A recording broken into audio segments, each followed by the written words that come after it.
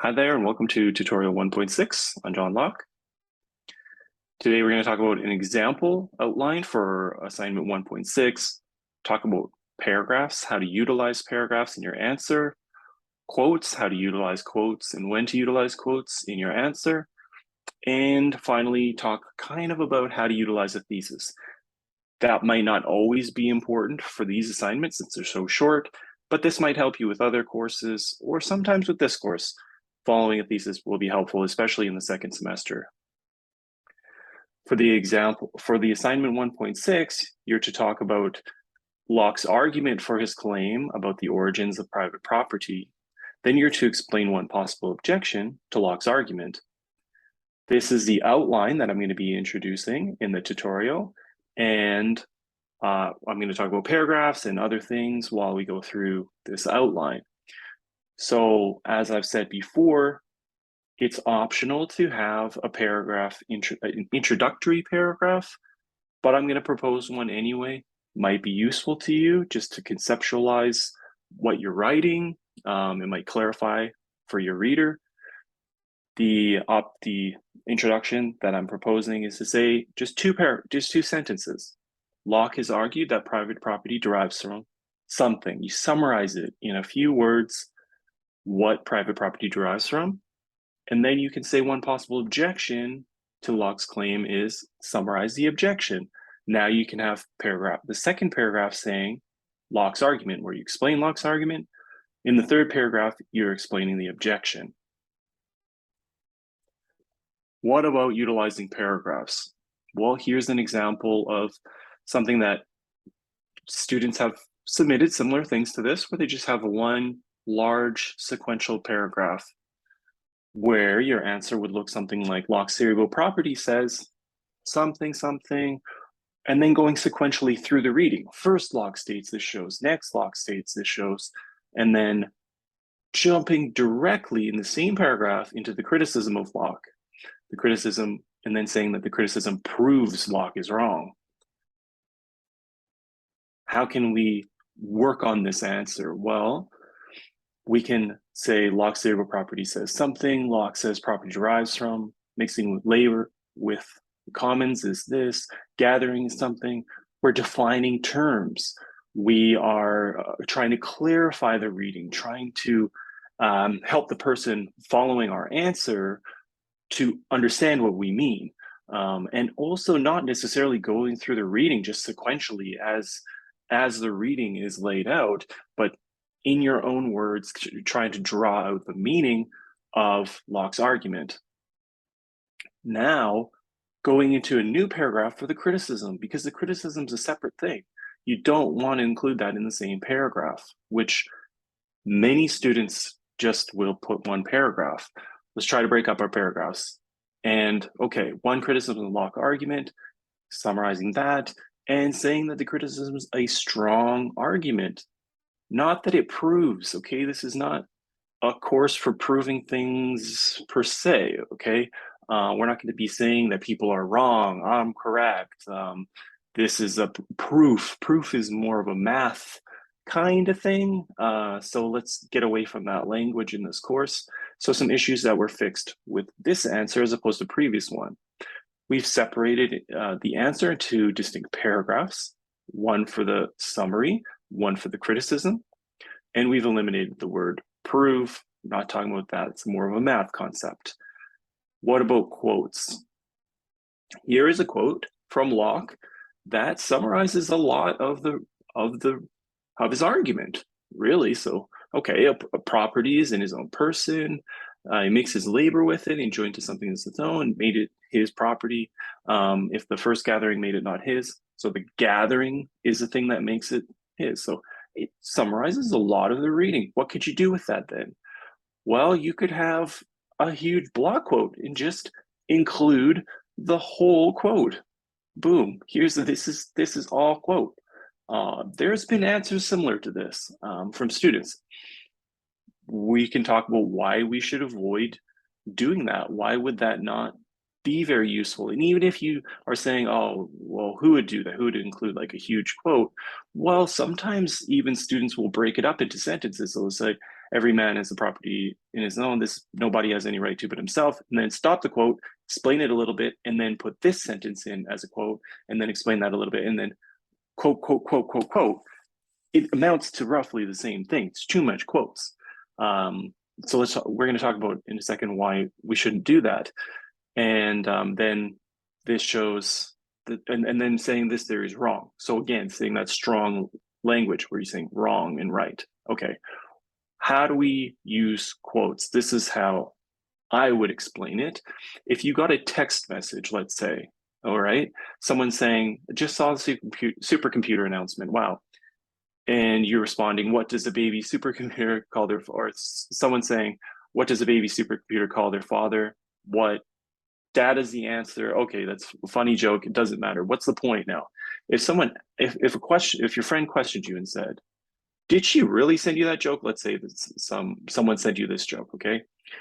A good response would be to send a screenshot of the conversation. The screenshot shows, yeah, she really did. Here's the proof that she sent the joke. All right, quotes are like screenshots. Use them when you want to show that the author really did write something. When it's questionable that they would write such a thing, when the reader, whoever's reading your paper, is going to be like not clear that they actually said that, that's when you want to use quotes. Here's another example. If you receive a text, hi Jenny, I just wanted to ask if you are still angry at me. I do want to apologize for my behavior. I hope you can forgive me. All right, now if the question from your friend was, did you get the message? Did you understand the message that I sent? You wouldn't respond with a screenshot to show that you understood the message. That's just showing that you received it. I mean, the person would be like, okay, yeah, I get it. You received the message. Did you understand it? You have to do something else to show that you understood. So when you wouldn't use a screenshot, don't use a quote. That's, I think, the rule of thumb here. Class assignments are asking, did you read the reading, and did you understand the reading? If you want to show that you understood the reading, you have to use your own words. You can't just screenshot it and send us a screenshot. The quotes are a screenshot. Okay, I think that's a good rule of thumb. How can we work on this answer? First of all, there's the problems with the citation. They're saying that the theory is wrong. Some of these things are questionable, and then also jumping into the criticism. All right, so how can we work on this one? Saying Locke's theory about properties developed in steps. That's what the quote is really saying. There's steps to it. First, he's saying about your body, and then he's saying the labor, and then he's saying this, and then he's saying the mixing, the gathering. Okay, so it's stepwise. Locke's theory is developed in steps. First, Locke states that people have property over their own bodies. Second, the labor we do can extend the barrier of our property from our bodies to include the objects. And Locke called the mechanism a mixing. Okay, now citation there. I didn't include the name. I already include Locke, so I don't necessarily need to include Locke in the citation. So I'm just saying the section. This mixing occurs through basic labor that is done like gathering. Okay, the gathering is the thing that does the mixing. And now I didn't say the person's name in the sentence, so now I'm saying Locke, the date, and the section. All right, probably should have put in brackets here 1690. Oh well. Now I did a new paragraph for the challenge to Locke's argument. New paragraph. All right, some issues that were fixed. Eliminated the block quotes. Used my own words because I'm not using a screenshot. I'm explaining it, that I understand it. Separated the paragraphs, fixed the citation, and put the period after the bracket. There's no period here. You put the period after the bracket. That's a problem that some students are having. And eliminating the word wrong. We're just talking about you challenging it. You're saying it's not a strong argument, things like this. Also, I just want to mention, you don't have to disprove Locke or show that that his theory is a weak theory. You can just say that there was a challenge that wasn't a very strong challenge. You can say something like that. You don't have to try and destroy Locke. You don't have to come up with these great arguments. Just challenge it. Okay. What about following a thesis? How can we focus on the aim of a thesis?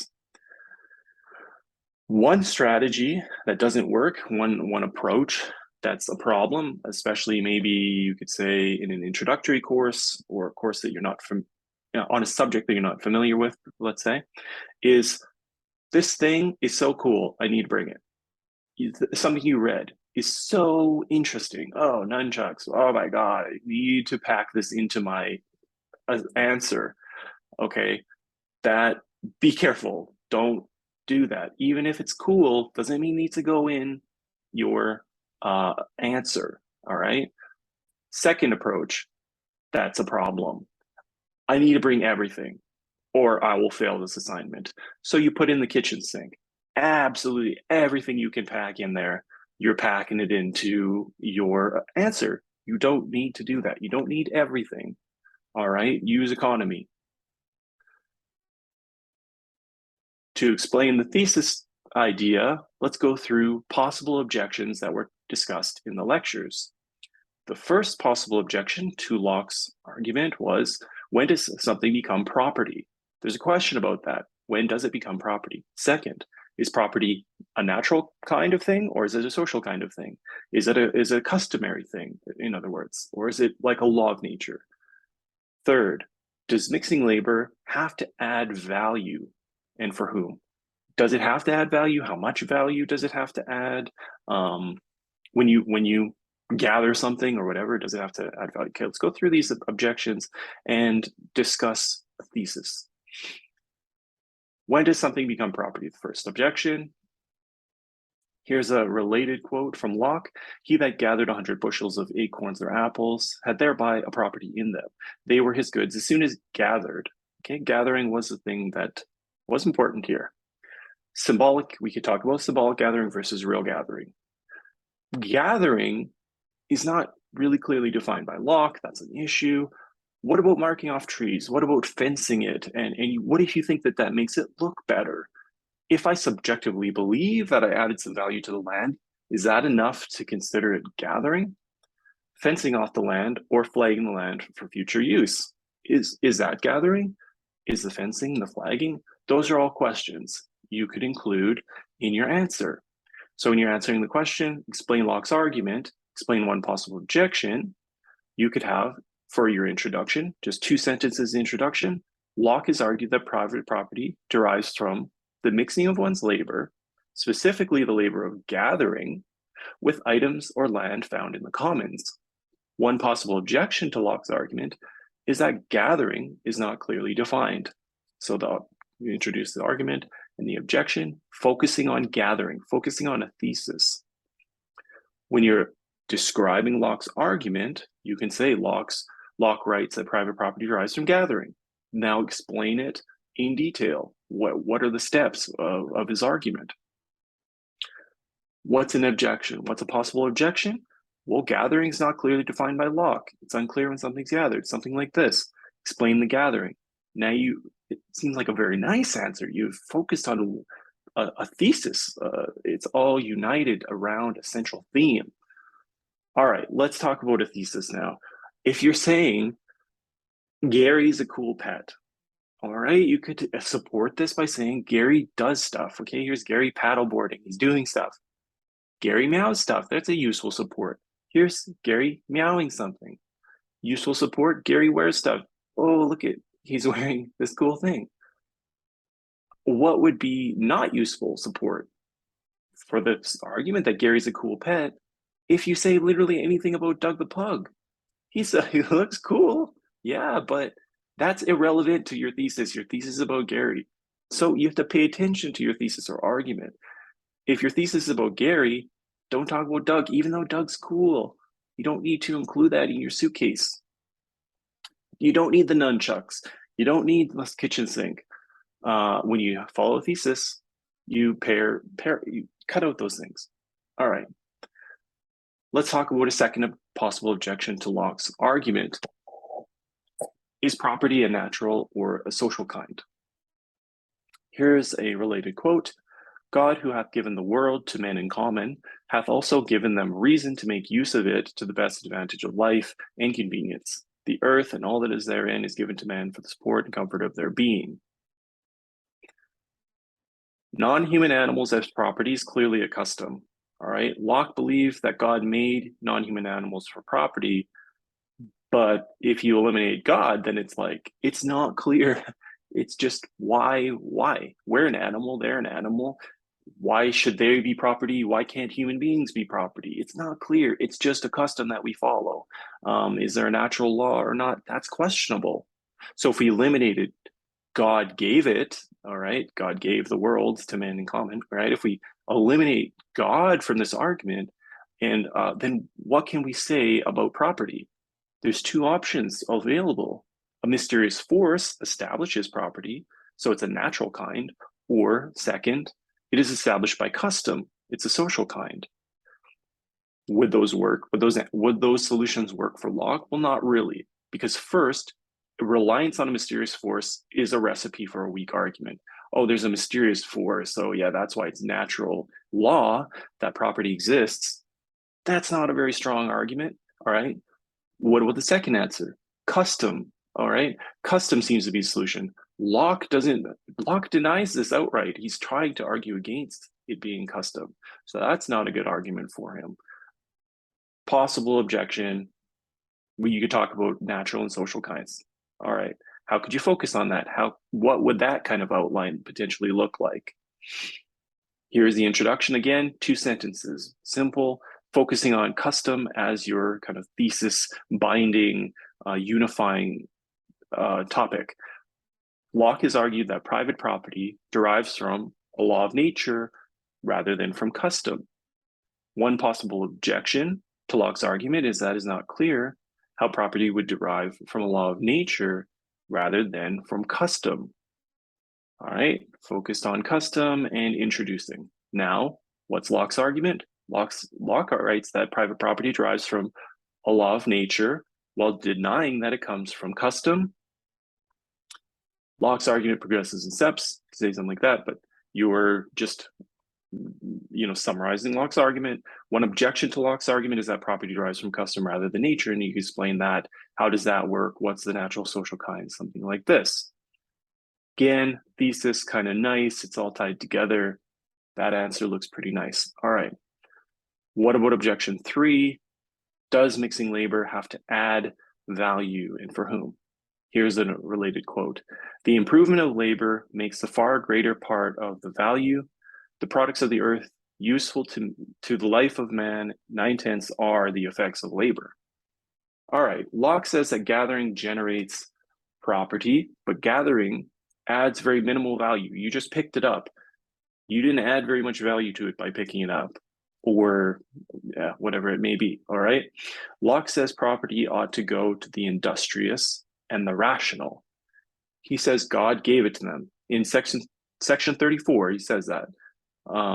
But if you eliminate God, then maybe adding value doesn't really matter.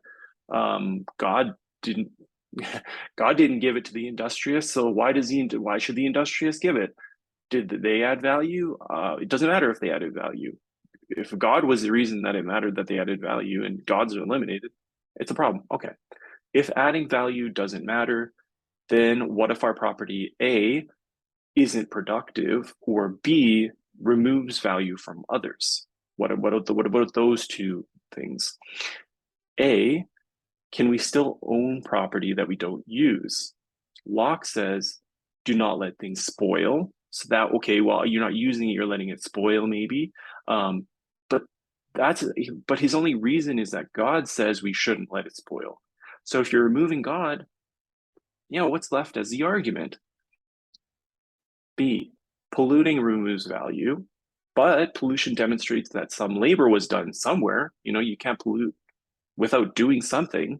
All right. So can we claim property over lands that we have polluted? I don't know. It's unclear. So maybe they're not strong arguments. I don't know, but they're ideas that you could work with. What's the example? How could you kind of organize the assignment around this type of thesis? Here's a suggestion. Locke has argued that private property derives from gathering, though not necessarily adding value to. All right, now we're going to focus on adding value to items or land found in the commons. One possible objection is that it is not clear whether the labor done to items or land must add value before those items or land become property. Breaking down Locke's argument, Locke writes that private property derives from gathering, which appears to add value, explain that one. And then one possible objection is that property claims do not require value to be added to the property claimed. You can explain that. So these are some ideas. Example outline for 1.6, how to utilize paragraphs using quotes sparingly and the rule of thumb about screenshots, and how to focus on a thesis. Just some ideas for you. Hopefully that was helpful, and thank you for your time.